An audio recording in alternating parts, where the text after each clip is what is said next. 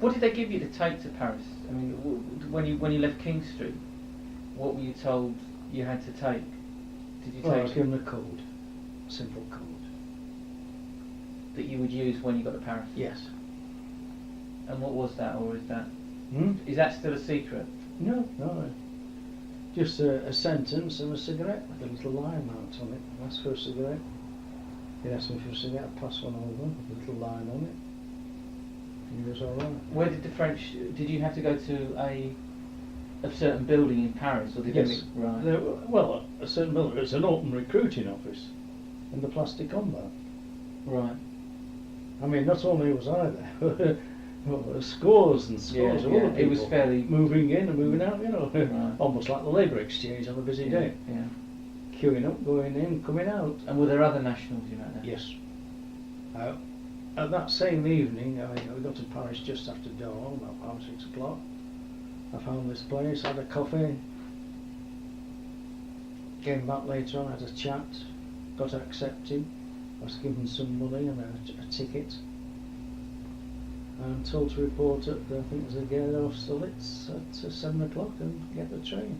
Right. And Well, I got there along with about 300 or 400. Really? Yeah. And what was it? This sort of party of about 30 British.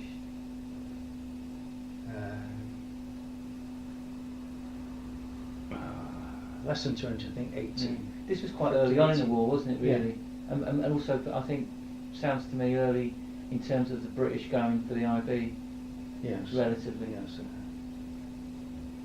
The battalion as such hadn't been formed. It was small companies linked onto other international groups. But anyway, there it was. Got there, got down, got on this train, travelled down again through the night. Was it Perpignan? To Perpignan. And following morning, got off.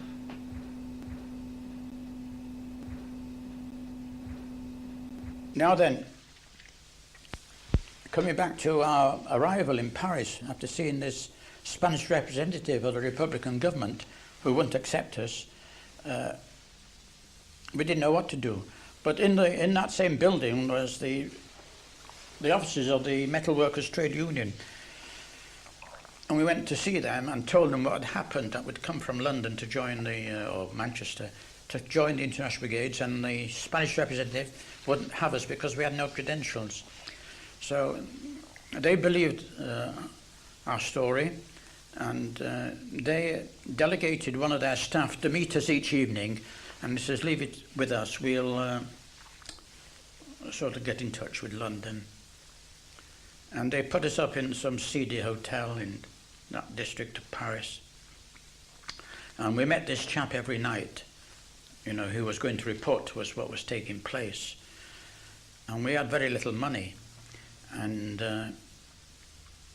we had very little to eat.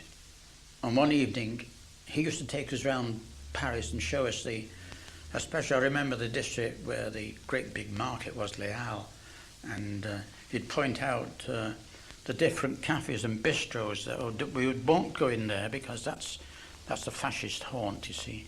We'll go in here.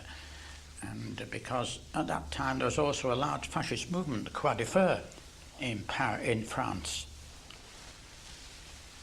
And I remember one evening he said, I'm going to give you a treat. We're going to this cafe, I'm going to order English tea for you. And we were really bloody starving by this time. And that tea came up, can I always remember, it was like in a silver-plated, ware. It came in, the teapot and so on. And the teapot had a little, at the spout there was a little thing to catch the drips and so on. It was all very delicate and elegant. And after about 5 days, we were told we can go back to the office. And what had occurred, there's 2 new people had come out. One was a man named Wilson, a man much older than ourselves, he'd been in the First World War, and a Greek Cypriot, Tony Theodopoulos. He was the first Cypriot to go to Spain. And now the 8 of us now were told to go to the Gare Austerlitz and to meet a man. He was described to us where he would stand on the concourse and he would give us tickets to go to Spain to get to Perpignan, and we did that. And now then, when we finally got to Albacete and paraded in the bull ring before Andre Marti, and there was hundreds now circling that bull ring, they were pouring into Spain, different nationalities. And he called out, Marty, he stood in the centre, and you all around the perimeter of the bull ring, and he would call out for his different specialisations of military ability, who were machine gunners, who were artillery, who were communication people, infantrymen, and so on. Now, out of our 8, only Wilson stepped forward, and he had been in the artillery in the First World War. He was taken away to join an artillery unit. I never saw him again. I don't know what happened to him. I tried to check. I don't know what happened to him. And we 7 were about the only ones in that assembly, because most of these people came from the European countries, had conscript training or had been in the First World War. And we 7, and Marty came over to us and he says, you go and join the French, where you'll be infantrymen, you see. And we stayed in Albacete several days. I remember I passed my 29th birthday in the caserne, that's the French term, I think, for a barracks, in the quartel, in the Spanish term, I think it is called. And there was just this half dozen of us, and the Frenchmen, all the rest were French or Belgiques or 1 or 2 other nationalities, and they gave us all the details, like working in the kitchen, you know, and they gave me a large sack of potatoes and told me to peel it, and I was already suffering from sort of diarrhea or something like that. I'd been in Spain now about a week or so, and that was my 29th birthday, peeling a full sack of potatoes and feeling very ill. Did the French discriminate against the British in that respect? I think they did. I don't want to be chauvinistic about this, but I think they did, because we're only just a few Englishmen, and it was language difficulty, and it was just easy to say, well, you go and sweep up, or you go and do that, etc., etc. Because later on, when we got to Madrigueras, they put my friend Bill Benson and myself on guard at the commandant's house, and we were there for 2 nights running through the night, being on guard. So some Spaniards led you across the Pyrenees, did they? Were you? No, it was a Frenchman. It was a Frenchman. Chappie about 25 to 30.